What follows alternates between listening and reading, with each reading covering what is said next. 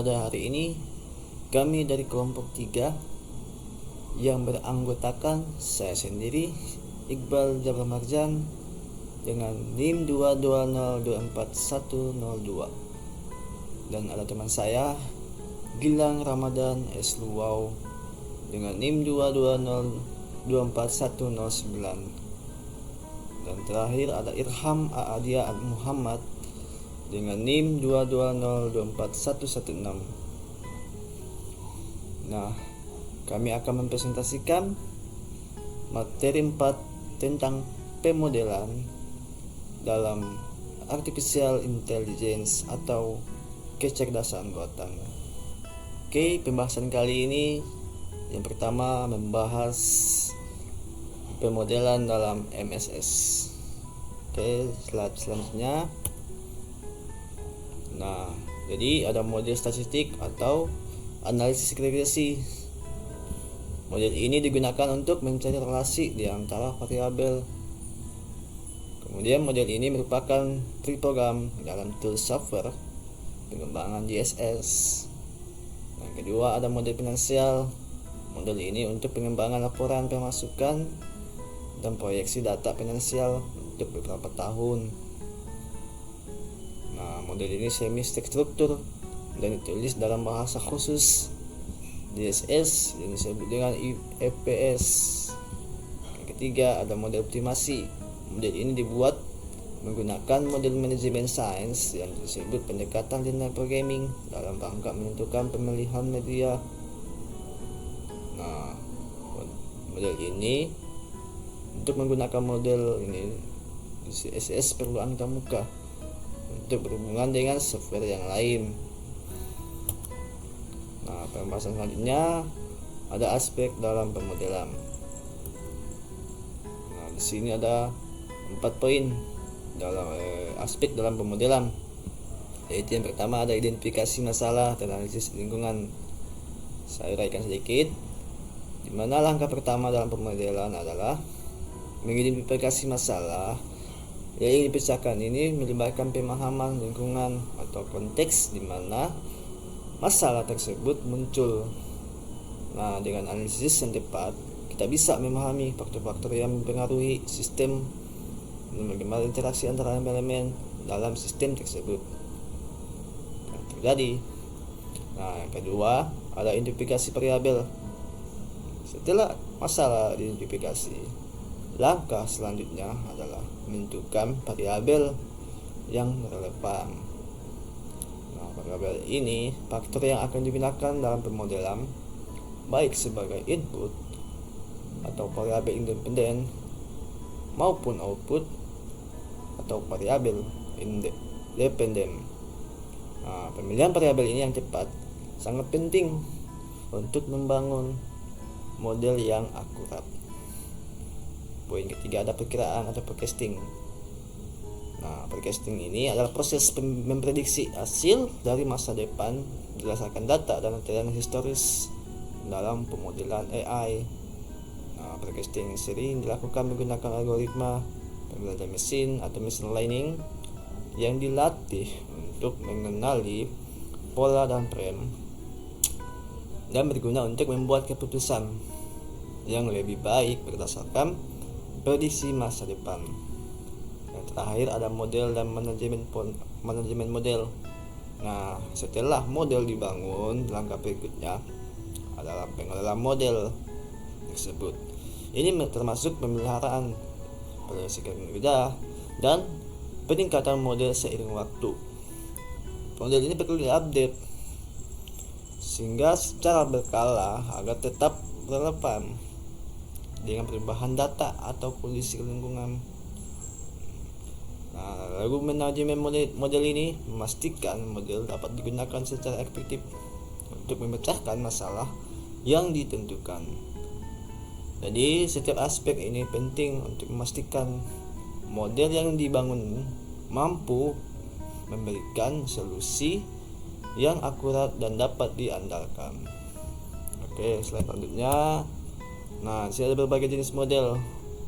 Ada kategori, proses dan tujuan, dan teknik-teknik representatif. Kategori pertama Ada optimalisasi masalah dengan sedikit alternatif. Proses dan tujuannya menentukan solusi terbaik dari sejumlah kecil alternatif. Kemudian ada teknik-teknik implementatifnya, tabel keputusan atau pohon keputusan.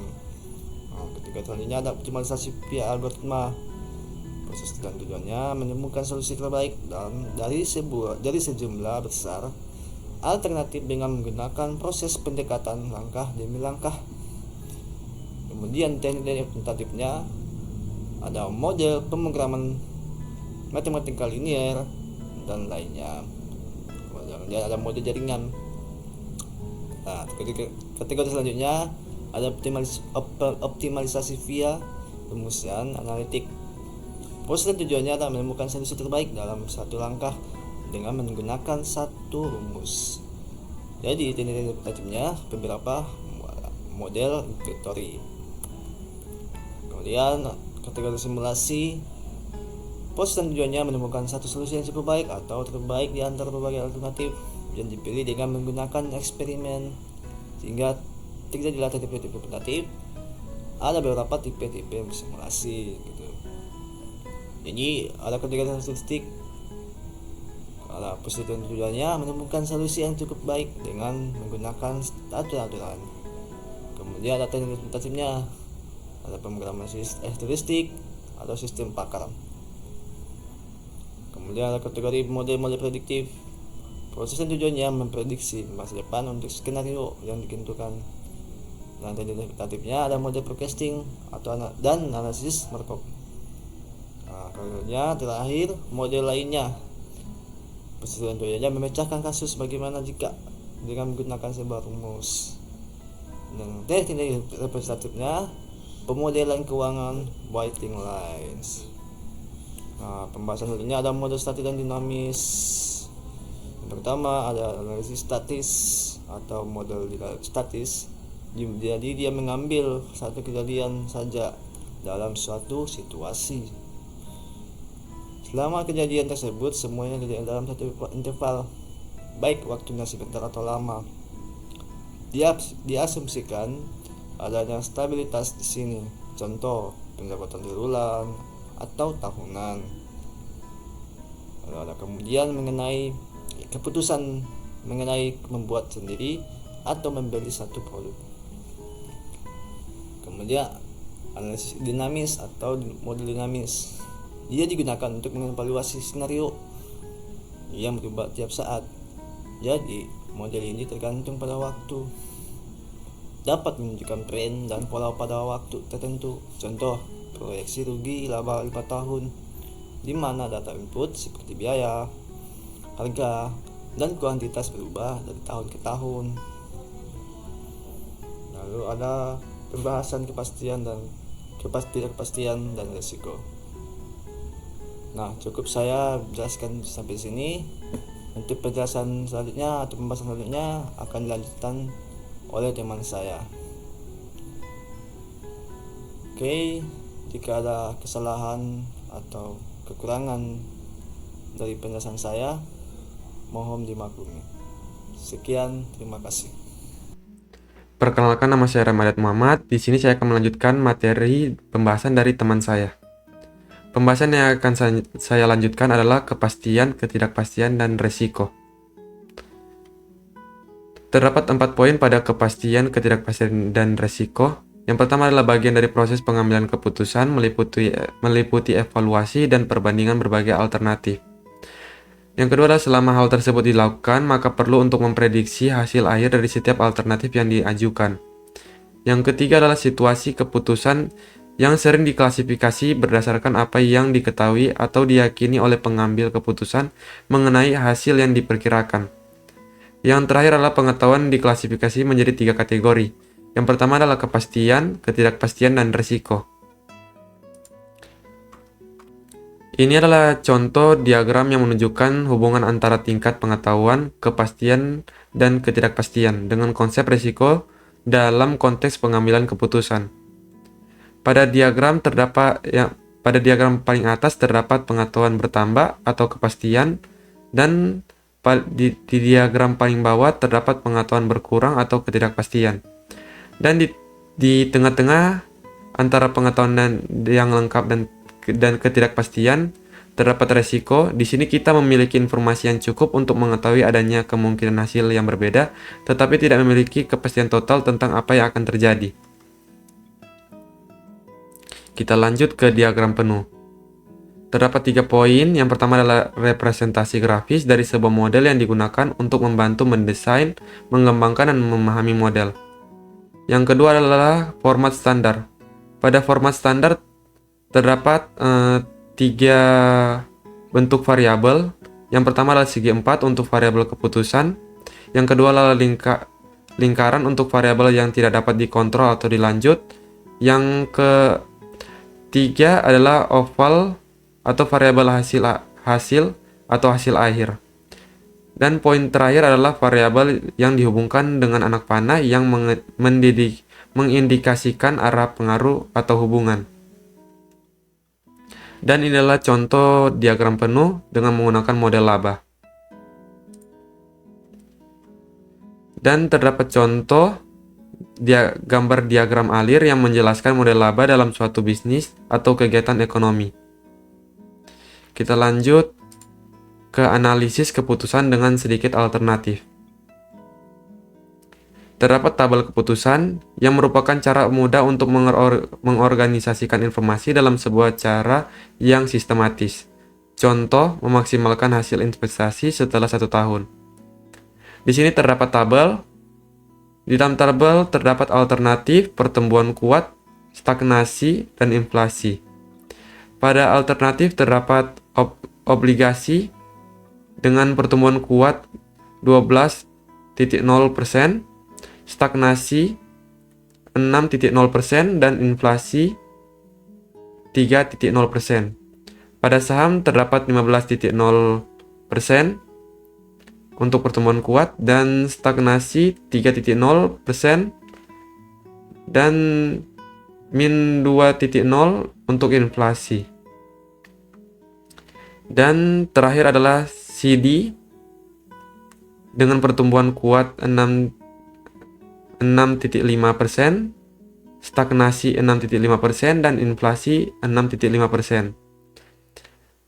Pada alternatif penampilan tabel keputusan adalah pohon keputusan. Pada pohon keputusan memiliki 2 keuntungan. Yang pertama adalah menggambarkan secara grafis hubungan dari masalah, dapat berhubungan dengan situasi yang lebih kompleks dalam bentuk yang lebih banyak. Misal masalah investasi dengan periode waktu yang lebih banyak. Selanjutnya kita masuk ke optimasi dengan pemrograman matematis. Optimasi dengan pemrograman matematis digunakan untuk membantu menyelesaikan masalah manajerial untuk mengalokasikan resource yang terbatas. Misal, tenaga kerja dengan modal mesin atau air. Di antar sekian banyak aktivitas untuk mengoptimalkan tujuan yang ditetapkan. Terdapat 3 poin untuk optimasi dengan pemrograman matematis. Yang pertama adalah pemrograman matematis. Pada pemrograman matematis yang merujuk pada teknik optimasi yang menggunakan formulasi matematis untuk menyelesaikan masalah. Ini bisa mencakup berbagai metode seperti pemrograman linear, pemrograman non-linear, dan pemrograman integer, dan terakhir adalah pemrograman dinamis. Pada karakteristik terdapat pemrograman matematis yang mencakup beberapa hal. Yang pertama adalah fungsi tujuan atau objective function, kendala atau constraint, variabel keputusan, dan solusi optimal. Dan terakhir adalah asumsi. Dalam pemrograman matematis, beberapa asumsi biasanya digunakan adalah linearitas, kontinuitas, dan deterministik, dan keberadaan kendala. Selanjutnya kita lanjut ke linear programming. Terdapat beberapa poin. Yang pertama adalah decision variable. Variabel-variabel di mana nilainya tak diketahui dan sedang dicari biasanya ditandai dengan X1, X2, dan lain-lainnya. Objective function yang merupakan fungsi linear menunjukkan berbagai hubungan antara decision variable dan satu tujuan atau objektif yang dicari. Optimasi. Linear programming berusaha untuk mendapatkan nilai maksimal atau minimal dari fungsi tujuan. Koefisien. Menyatakan tingkat derajat di mana nilai dari fungsi tujuan meningkat atau menurun dengan memasukkan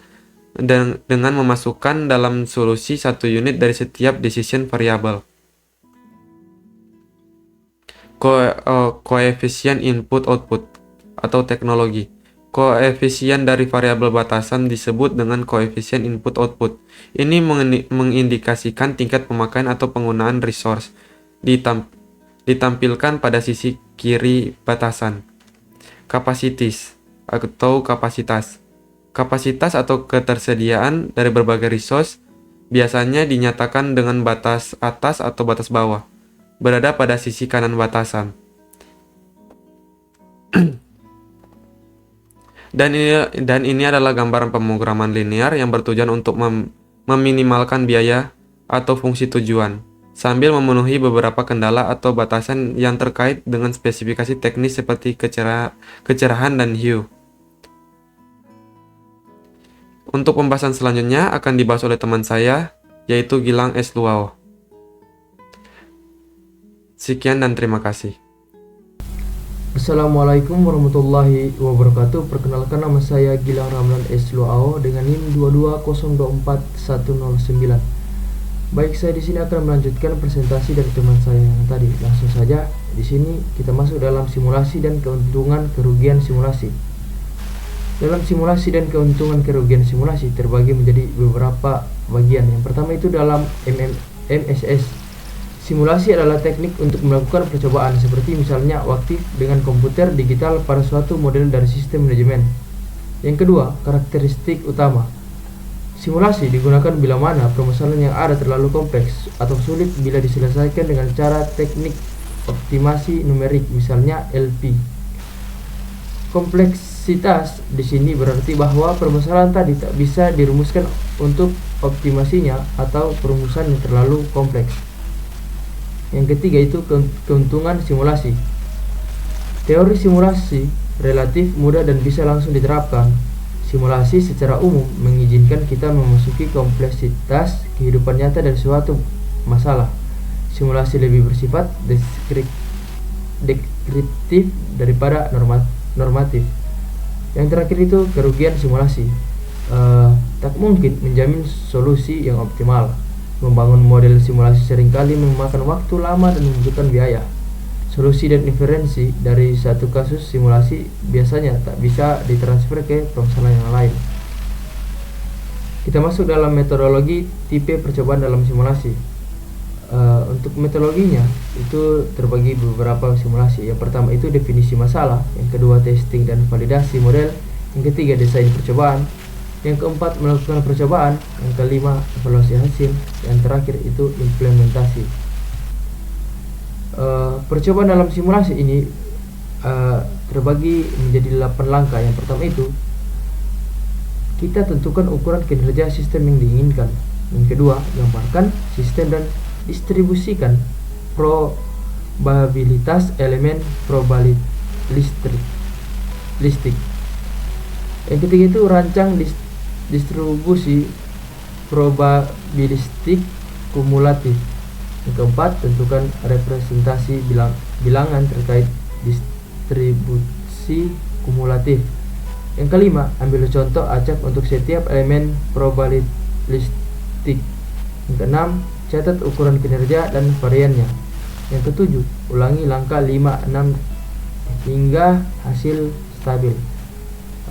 Yang terakhir itu ulangi untuk berbagai alternatif, hitung ukuran kinerja dan confidence intervalnya. Kita masuk dalam pemrograman metodologi penggunaan heuristik. Pemrograman heuristik itu pendekatan yang melibatkan cara heuristik, rule of thumb, aturan jempol yang dapat menghasilkan solusi yang layak dan cukup baik pada berbagai permasalahan yang kompleks. Metodologi heuristik ini ada beberapa pendekatan logika. Heuristik yang meliputi yang pertama itu klasifikasi untuk memberikan struktur pada masalah. Yang kedua, analisis karakteristik elemen masalah. Yang ketiga, aturan seleksi elemen untuk strategi pencarian efisien. Yang keempat, aturan seleksi tambahan jika diperlukan. Yang kelima, fungsi tujuan untuk mengevaluasi kelayakan solusi di setiap tahap. Kita masuk dalam penggunaan heuristik. Dalam penggunaan ini terbagi menjadi beberapa bagian. Yang pertama itu data tidak pasti atau terbatas. Yang kedua, model optimasi terlalu sederhana. Yang ketiga, metode pasti tidak tersedia. Yang keempat, waktu komputasi optimasi terlalu lama. Yang kelima, heuristik dapat memberikan solusi awal yang baik. Yang keenam, masalah sering muncul dan memakan waktu komputasi. Selanjutnya kita masuk dalam keuntungan dan masalah-masalah dalam penggunaan heuristik. Untuk keuntungannya terbagi menjadi beberapa bagian. Yang pertama itu mudah dimengerti dan kemudian mudah diimplementasikan. Yang kedua, membantu dalam melatih orang sehingga kreatif dan dapat digunakan untuk masalah yang lain. Yang ketiga, menghemat perumusan. Yang keempat, menghemat pemrograman dan kebutuhan penyimpanan pada komputer. Yang kelima, menghemat waktu pemrosesan komputer yang tak perlu atau kecepatan. Yang keenam, seringkali menghasilkan berbagai solusi yang dapat diterima. Kita masuk dalam masalah-masalah dalam penggunaan heuristik. Yang pertama itu enumerasi semua kemungkinan jarang tercapai. Yang kedua, keputusan sekuensial bisa gagal mengantisipasi konsekuensi lanjut. Yang ketiga, lokal optimal bisa membatasi solusi global terbaik. Yang keempat, saling tergantungan dalam sistem dapat mempengaruhi hasil. Dalam presentasi kami membuat kesimpulan. Yang pertama itu, model berperan penting dalam DSS, mirip dengan manajemen data. Yang kedua, model bisa statis atau dinamis.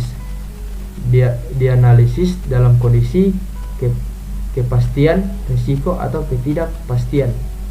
Yang ketiga itu, tool utama optimal adalah pemrograman matematis dengan LP sebagai metode sederhana untuk alokasi sumber daya optimal. Yang keempat, simulasi sering digunakan dalam DSS untuk situasi kompleks namun tidak menjamin solusi optimal. Yang kelima, pemrograman heuristik menyelesaikan masalah menggunakan aturan praktis, rule of thumb. Sekian dari kelompok kami. Jika banyak kekurangan kami mohon maaf, dan jika ada salah kata dalam penjelasan kami tolong dimaafkan. Kami kelompok 3 mengucapkan terima kasih.